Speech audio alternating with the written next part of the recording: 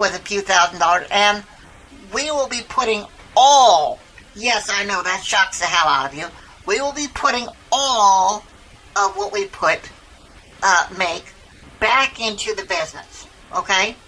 All of it, okay? And the reason that's important is this. If you don't do that, then first off, you're basically going to be just breaking even by the end of this year, and that's if we do well. All right, but you take it all and you put it back in, and if you're lucky, you should have beginning of next year 5 stores. All right, but these are stores that you'll be able to fully finance now, okay? Fully finance from day one, and you'll have experience.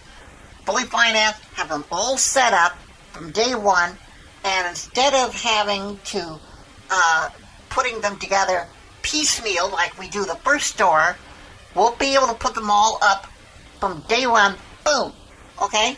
They're done. And that means by next summer, these 5 stores, making, say, 10, 20 grand a piece, will bring in, 5 times 10, 20 grand a piece.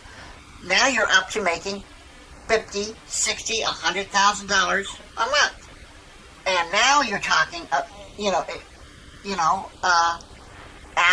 after expenses and everything, if you're making 50 grand a month, now you're talking closer to $600,000 a month net, okay? Now, a lot of these guys, they love to make these commercials where they show themselves in front of houses, and they get these rental cars. Now, at this point, I could easily go out and rent myself a Jaguar or an expensive car, just fly down to a few $100s or a few $1,000s, and rent yourself a Jaguar or a Rolls Royce or something for the day, and even rent a house, a big expensive house, and then say, oh, I just bought this house, and this is my car, and I'm a millionaire, and of course, and buy my course for $1,000, and I'll tell you how to do this. And tons of people buy into this shit, okay? Well, I'm not going to do that crap, okay? Because it's bullshit, all right? My thought is that it's much better to say, this is how, to be honest and say, this is how we're going to do it, and talk about how we're going to do it from day one, and make the information free from day one, and let you see that I'm making the mistakes, okay? See how I'm making the mistakes from day one, and you can follow the mistakes from day one. And if I screw up, you'll know that I've screwed up. And if you have a comment or a question or a suggestion, you can say so. You can come to the website at prodreamers.com and say and hit the contact us button and leave a comment or a question or a suggestion and say what you have to say. And this is what makes me different than these other assholes. And did I just call myself an asshole? Yes, I think I did. Well, I probably am, but I don't care. Now, you may wonder, why is it that I am doing this? Okay, I spent decades running around telling people what I thought was the problems with America. And everybody went, yeah, and nobody really gave a shit, okay? Until finally I got it through my thick skull that nobody really cared, okay? Nobody cared about, and so I thought, for the longest time I thought, well, maybe they think I just don't know what I'm talking about. So I got into the history and I studied like crazy. and I read the books, and I talked to experts and all this stuff, and I studied all this crap, and finally I realized that the only thing that was happening was I was making my own life worse. And worse and worse, and we just kept going bankrupt time and time again. And finally this guy became president, who I ultimately found out was, well, just a stooge.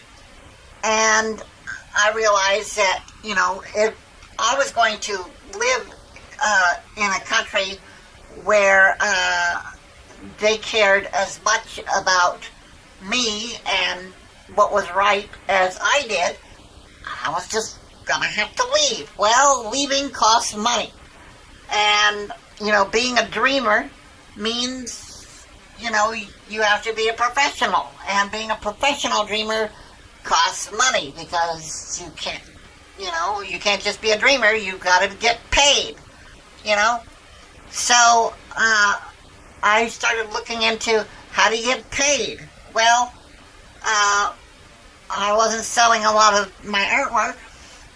So, and so I thought, well, I'll start talking about what I know, So I started a podcast, and I did dozens of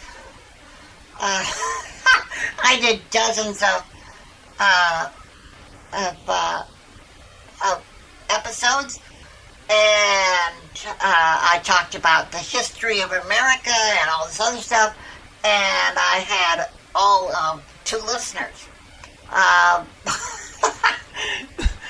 Well, that wasn't going well, so I got the idea through my head that, well, maybe really nobody does give a shit.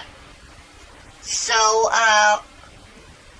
then finally I thought, well, what happens if I talk about money? All of a sudden I went from 2 listeners to 15 listeners. Wow, maybe I'm onto something here, I thought.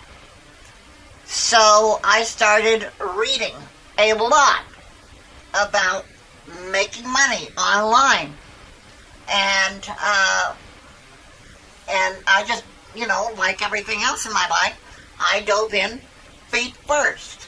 I canceled out my podcast, and I just dove in feet first, and I started looking around, and I made a lot of mistakes. I found that that there's a lot of people out there that have their hands out, and they're ready, willing, and able to take you for every nickel you got. Companies like Sale who will happily charge you $100 up front for what they call a wholesale account, right? And then you get into their so-called wholesale dealer's account and find out that they're charging you more for wholesale prices than you would pay for products that are retail on Amazon. Well, that kind of sucks. So, I go to them and I say, well, hey, I want my money back. And they come back to me and they say, well, are you sure you want your money back? Yes, I'm sure I want my money back, I say. Well, they say, we'll be happy to give you a lifetime membership if you'll just say that you don't want your money back. Excuse me? Excuse me? Why would I want a lifetime membership with a company that's going to charge me more than I would be paying if I just went to Amazon, which I already have an account with, and they don't charge me a damn thing for? Well, they say, can we talk about this? And I went, oh, tell you what, you give me the name of your lawyer, and I'll have my lawyer talk to them, and we'll all meet in court, and we'll talk about this, and we'll see what the judge has to say. there was a very long silence of about 2 or 3 days, and then we've refunded your money, all but $25, which we kept.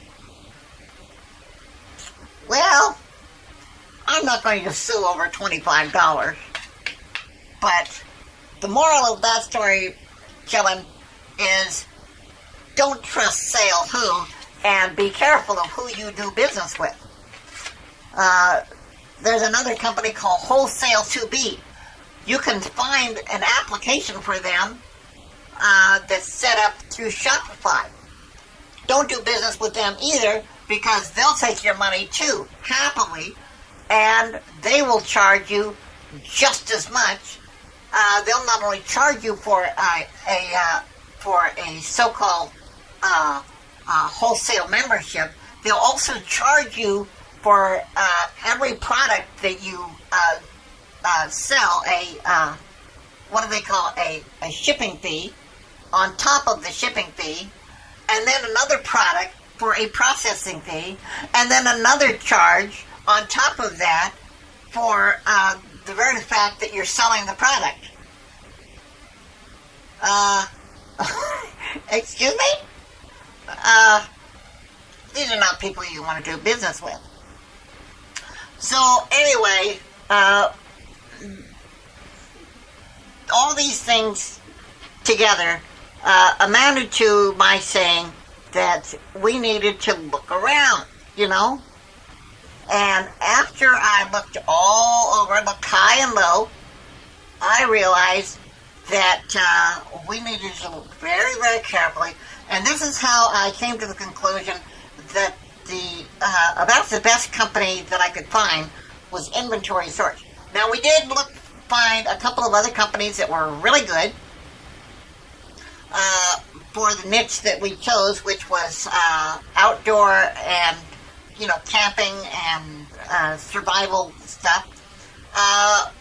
And one of these companies was a company that frankly told us that unless you've been in business for 6 months and have a brick and mortar store and have done at least $1 million a year in business and have a dozen employees, we don't want to do business with you.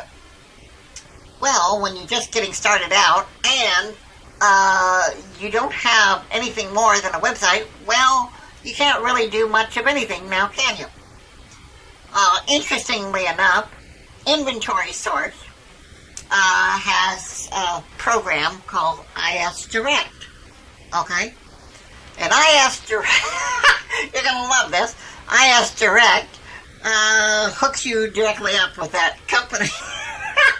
So we wind up getting the same products at the same price, just as if we were $1 million company, which I thought was just funny as hell.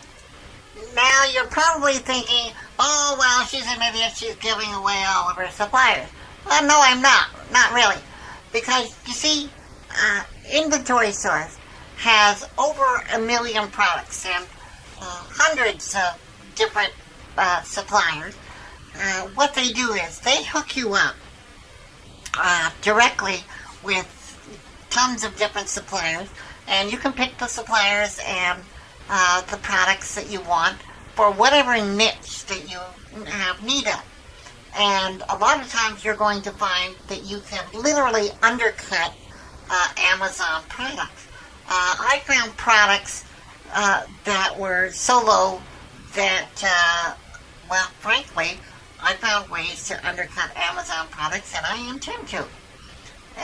But right now, I have to go because I'm just about out of time. You have been listening to the MoneyCast podcast, and I'm Jennifer Warren. I hope you'll tune in next week. Same wacky time, same interesting channel, and I will have more information for you. So I'm going to be out of here. So I'm gone. Bye-bye. Bye-bye. And that's about it.